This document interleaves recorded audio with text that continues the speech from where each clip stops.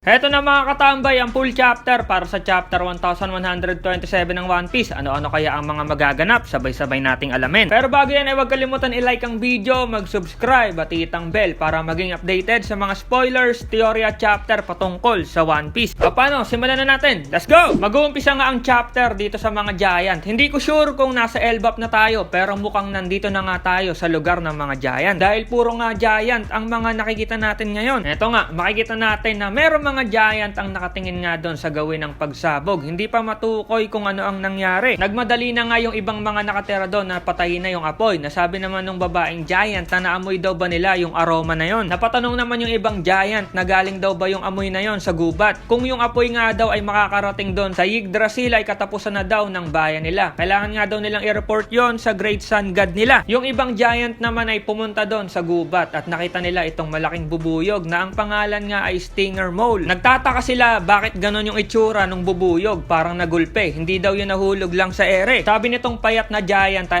ayon daw doon sa mga nakatira sa gubat. Yung lindol daw na naramdaman nila ay gawa daw yun ng pag-collapse ng mighty ear god nila. Nagulat naman itong mataba na giant at nasabi na sira ulo daw ba tong kasama niya. Paano daw mapapatumba yung ganong kalaking rabbit? Eto na, mapupunta tayo sa tinatawag na Big Stein Castle at mukhang andito sila Nami. At ayun, totoo, dito nga yung lugar na napuntahan nila Nami. Umiiyak nga dito si Nami sa takot dahil nga nakita niya yung napakalaking bubuyog. Tinalo nga ito ni Zeus. Ano daw bang insekto yon? Ang laki. Sabi nga ni Zeus dito ay nasan daw ba sila? Sabi nga ni Nami na wala daw siyang alam kung nasan sila. Ang huling natatandaan lang daw niya ay andun sila sa giant ship. Sumigaw na nga dito si Nami dahil nga hindi niya alam ang gagawin. Nangihingi nga siya ng tulong. Tinawag nito sila Luffy, Zoro at Sanji. At sige na nga daw pati si Usopp. Ano daw bang nangyayari sa kanya? Nananaginip daw ba siya? Ang pagkakatanda nga daw niya ay hindi yon yung suot niya sa barko. Parang nasa palasyo nga daw siya. Biglang may sumigaw sa di kalayuan at boses nga ito ni Usopp. Nangiti nga dito si Nami. Lalakad na sana si Nami kaso natapilok siya doon sa mga Lego na nasa sahig. Ba't ganon daw yung sahig doon? Hindi pantay. Nang okay na si Nami at papatayo na, nakita niya sa harapan niya yung malaking hedgehog. Natakot nga si Nami kaya tumakbo to. Yung hedgehog naman ay nagalit at dahil siguro hindi niya kilala si Nami kaya hinabol niya yon. Hinahanap nga ni Nami si Usopp. Napahinto ito at narinig niya nga yung boses ni Usopp. Nakita niya yon pero kagat-kagat na nga si Usopp ng malaking pusa at humihingi ng tulong. Lap trip. Nagulat nga si Nami na ano daw ginagawa ni Usopp doon. Halimaw na naman daw yung kaharap nila. Ano daw bang lugar yon? Tirahan daw ba ng mga halimaw yon? Bahala na daw si Usopp. May problema din daw siya. Bigla naman inutusan ni Nami si Zeus para nga umatake. Dahil pasugod na yung hedgehog. Humaba nga yung tungkod ni Nami dahil nga andun si Zeus. At inatake nila yung hedgehog. Dahil doon sa paghaba ng stop ni Nami, nahulog nga ito pero nakuryente naman nila yung hedgehog. Pagkatapos nito, nahulog din yon at sakto napunta doon sa pusa kaya nakuryente din ito. Nakawala nga si Usopp sa pagkakaagat sa kanya ng pusa pero hindi masyadong tinablan yung higanting pusa at nakatingin na sa kanilang dalawa. Sabi nga ni Nami na parang hindi daw maganda yung mangyayari kaya tumakbo na yung dalawa kasi nga sumugod na yung pusa. Galit na galit. Si Usopp nga dito ay nakasuot na din ng pang Viking at may balbas nga siya. Habang tumatakbo yung dalawa, natanong ni Nami kung alam daw nito kung nasan sila. Sabi ni Usopp na ang alam daw niya nandun lang daw sila sa giant ship at umiinom. Pagkatapos nun, ito na daw, kasama na niya si Nami. Naalala nga ni Nami yung alak na nainom nila at yung sinabi ng isang giant na posibleng mag-hallucinate sila doon. Yun daw kaya ang may gawa kaya nawala sila. Nakarating na nga sa dulo yung dalawa na to at parang dead end na. Nakita nila na ang taas nila, kastilyo talaga, parang nasa pinakataas sila. Sabi nga ni Usopp na mukhang hallucination daw yun. Tama daw ba? Tanong niya kay Nami at yung nakikita daw niya ay hindi totoong pusa. Naguluhan naman si Nami kay Usopp. Sabi naman ni Usopp na mukhang ilusyon lang daw yon kaya hinarap nito yung giant na pusa. At ayun, inatake siya nito. Sapul nga si Usopp sa muka. Hindi ilusyon yung giant na pusa. Totoong pusa talaga. Lap trip tong dalawa. Si Nami nga dito umiyak na kasi nga puro dugo na si Usopp. Pagkatapos nung atake na yon, nasira nga yung bahagi ng castle at tumalsik itong si Usopp at sinundan ni Nami sa ibaba. Pagkarating ni Nami doon kay Usopp, naramdaman nila na parang nag-iba ng anyo yung malaking pusa. At ito na, naging malaking leon naman ito. Parang shapeshifter yung kaninang giant na pusa. Natakot na nga dito si Usopp dahil ang laking leon daw nun. Tumigil na nga daw itong si Usopp, sabi nga ni Nami. Tumigaw ng malakas yung giant lion at dahil doon natakot na nga si Nami. Natakot si Nami, 'di ba? Ginawa niyang shield si Usopp. Lap trip na naman. Nagreklamo nga si Usopp na bakit daw siya yung ginagawang shield ni Nami. Pero ito na, may biglang sumigaw doon sa di kalayuan at tinatawag nga si Nami. Tumalon ito at si Sanji pala yon. Magbabayad daw yung giant lion dahil pinaiyak naiyak niya si Nami. Gamit nga ni Sanji yung imprint Jambe Epole niya. Ito na din si Luffy, sumunod at magiging report na din. Elephant gun nga ang gamit nito. Syempre, pati si Zoro aatake din gamit ng Three Sword style Kalasutra Great Dragon niya. At nang tumama ng sabay-sabay yon sa malaking giant lion ay eto na. Gulping nga yung makulit na lion na to. At bumalik siya sa anyo na maliit na pusa. Gulat na gulat nga si Nami at Usopp dahil andun na yung tatlo. Pagkatapos nung laban, eto na, masaya na ulit yung mga bida natin. Nakita nga ni Zoro na bumalik sa pagiging pusa yung giant lion. Sabi naman ni Luffy na ano daw kaya ang lasa nitong natalo nila. Loko talaga si Luffy. Masarap daw kasi yung malaking rabbit na kinain daw nila kanina. Si Sanji naman masaya dahil nakita na ulit niya si Nami. Sabi naman ni Nami na natakot daw siya dahil muntik na daw mamatay si Usopp. Sabi naman ni Usopp na buhay pa daw siya. Pagbabayarin daw niya si Nami dahil ginawa siyang shield nito. Lap trip talaga tong mga to. Ang angas nung suot ng Monster Trio. Si Sanji parang knight. May espada siya sa likod. Si Zoro may suot siya na parang salamin sa mata. Pero kamukha ito ng Zoro. Yung puro black ang suot kung alam niya yun. Nakasuot din si Zoro ng Viking. Si Luffy naman naka-helmet ng Viking. Pang Viking talaga to kasi may sungay at may palakol siya sa likod. Ang lupit ng mga to. Sabi ni Luffy na parang marami nga daw ang gumagala doon na malalaking hayop. Kung mukhang masarap daw yung mga yon, huhuli daw siya ulit. Sabi naman ni Zoro na unahin na daw muna nila na hanapin yung dagat at yung Sunny. Kailangan daw nilang siguraduhin na ligtas yung mga kasama nila. Sabi naman ni Sanji na kung hahanap daw ng pagkain si Luffy, hanapin daw nito yung mga malalaking bubuyog at yung kuta nun. Sayang daw kasi kapag hindi nila nakita yung pulot pukyutan dahil masustansya daw yung honeybee na makukuha nila doon. Sumigaw naman si Nami sa mga narinig niya sa tatlo na bakit daw parang hindi nag-aalala yung tatlo sa sitwasyon nila. Nasa na daw ba talaga sila? End of the chapter. Okay, isang malupit at lap trip na chapter ang nakita natin. Officially, nasa Elbap na tayo at nasaksihan natin ang mga malalaking hayop sa isla. Hindi pa talaga yan yung mga hayop o halimaw sa isla. Nakaka-excite makita yon. At meron lang akong naiisip doon sa pusa na nagbabago ng anyo. Isa tong shapeshifter at 'di ba nasa Elbap tayo. Isa lang ang shapeshifter na kilala ko sa Norse mythology at ito nga ay si Loki. At sino yung hari o prinsipe sa Elbap? 'Di ba si Loki din? Ito kaya yung malaking pusa na nagbabago ng anyo. Malalaman natin yan sa next chapter. Salamat sa pagnood at see you sa next video. Over na!